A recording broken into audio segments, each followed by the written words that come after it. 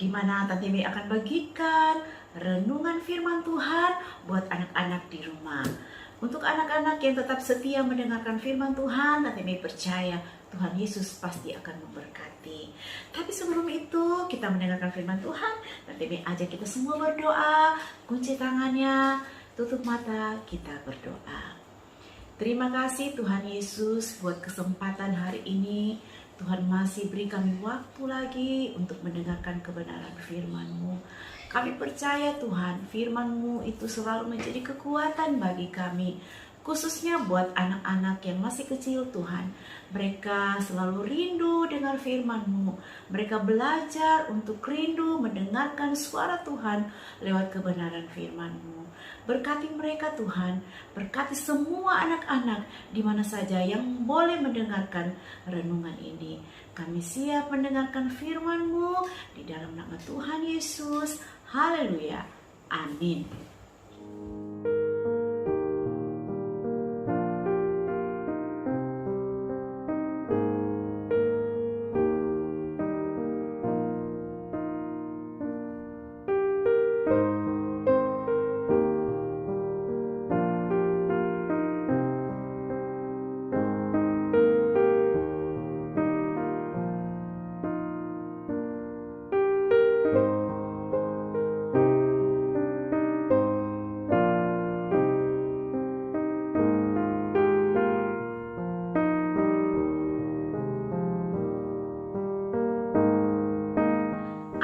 Ada di rumah, beberapa hari lagi kita akan memperingati kematian Tuhan Yesus dan juga pasca kebangkitan Tuhan Yesus.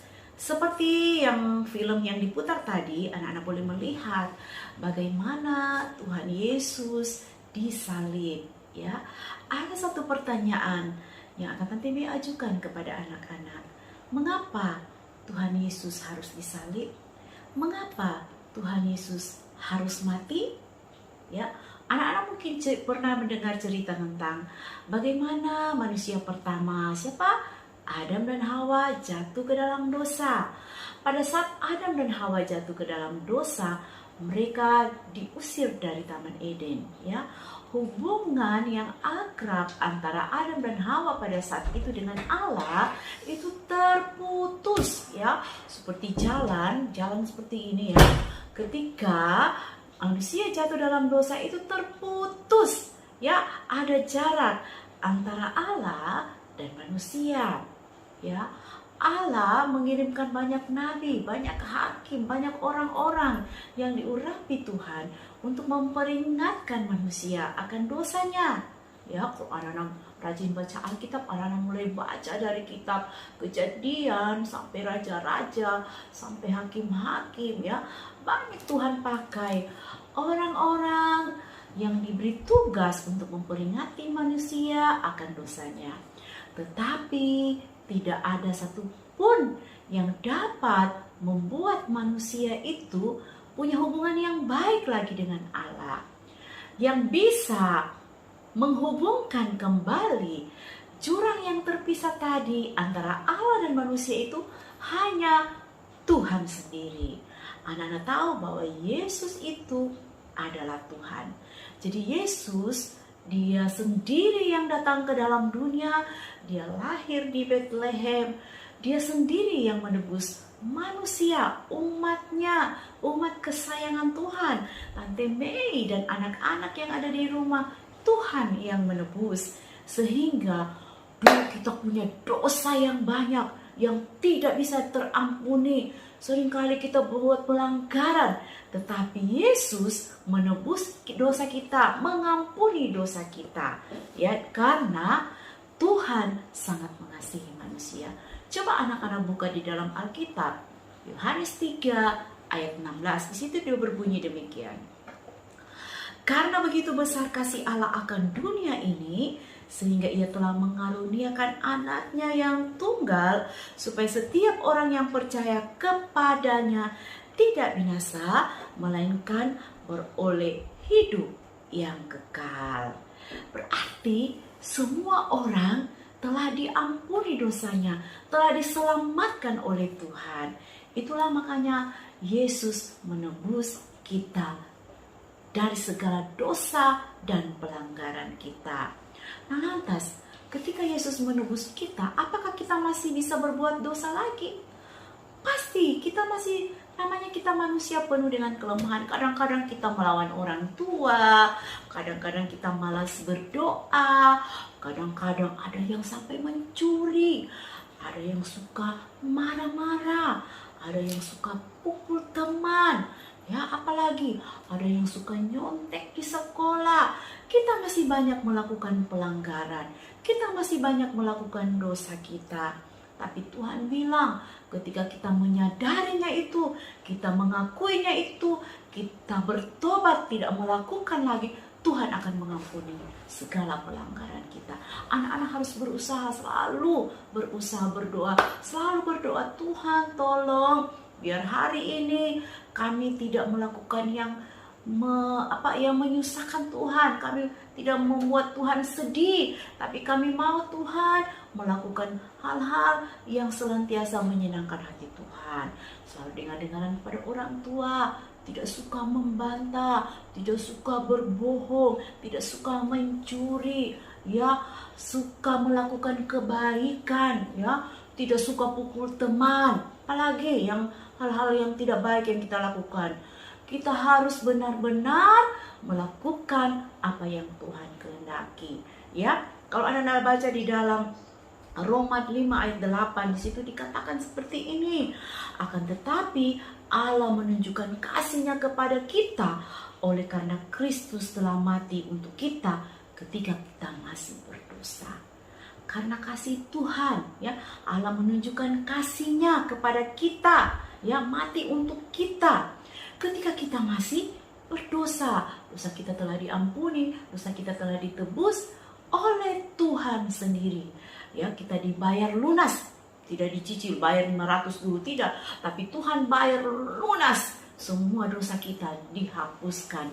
Nah sekarang ketika Tuhan sudah mengampuni dosa kita, menghapuskan segala dosa kita, kita harus berbalik dari jalan-jalan yang salah, ya, harus bertobat, belajar untuk senantiasa melakukan yang baik seperti yang Tuhan firmankan dalam Alkitab, ya, seperti yang Tuhan Yesus mau anak-anak lakukan di sepanjang hidup ini. Selalu suka memuji Tuhan, selalu berdoa, selalu mengucap syukur kepada Tuhan, karena Tuhan itu mengasihi kita dengan luar biasa.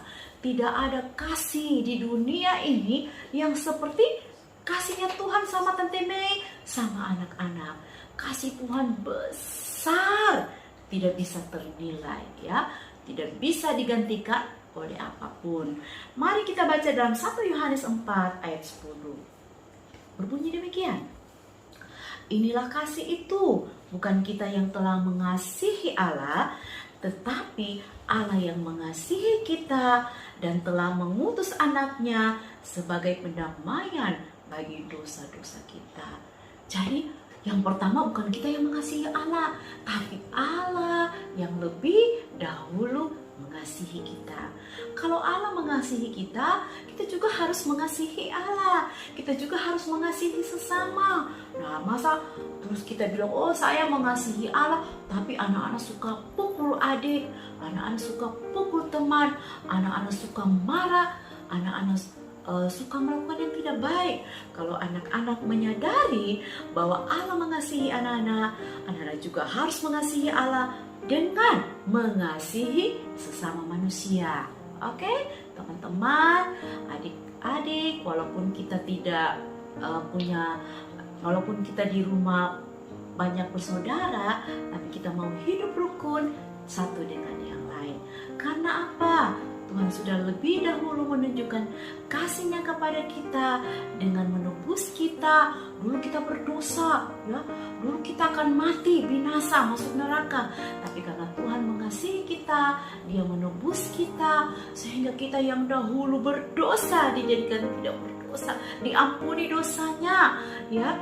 Karena Tuhan akan mengaruniakan kita kerajaan surga ketika kita setia melakukan kehendak daripada Tuhan. Oke, marilah anak-anak dengan merayakan kematian Yesus, merayakan Paskah, anak-anak semakin menyadari betapa Yesus mengasihi kita semua. Yesus menyayangi kita semua. Yesus mau supaya kita tidak ada yang binasa. Masuk surga bersama-sama dengan Tuhan. Masuk surga bersama mama, papa, keluarga. Kita bersama-sama di surga menikmati kemurahan Tuhan. Oke, tetap semangat, tetap setia beribadah, tetap berdoa, tetap baca firman. Karena Tuhan berkata, orang yang setia akan mendapatkan mahkota daripada Tuhan. Oke, inilah firman Tuhan yang Mei dapat sampaikan kepada anak-anak. Mari terus kita percaya kepada Tuhan. Mari kita berdoa. Terima kasih Bapa yang baik, kami sudah dengar firman-Mu Tuhan. Walaupun sangat terbatas penyampaian kami, tapi kami percaya Tuhan, Roh Kudus akan menjelaskan lebih jauh kepada anak-anak bahwa Engkau mengasihi kami semua. Engkau mau kami diselamatkan. Engkau mau Tuhan kami selalu hidup menyenangkan hati-Mu. Berkati anak-anak yang di rumah, berkati orang tuanya Tuhan. Apa yang dikerjakan dibuat berhasil. Tuhan memberkati anak-anak dalam pendidikan. Masa depan Tuhan sudah siapkan bagi mereka, sehingga mereka boleh menjadi anak-anak yang hebat, anak-anak yang luar biasa, anak-anak yang mempermuliakan nama Tuhan di dalam hidup mereka. Kami bersyukur dalam nama Yesus. Haleluya. Amin. Shalom. Tuhan Yesus memberkati.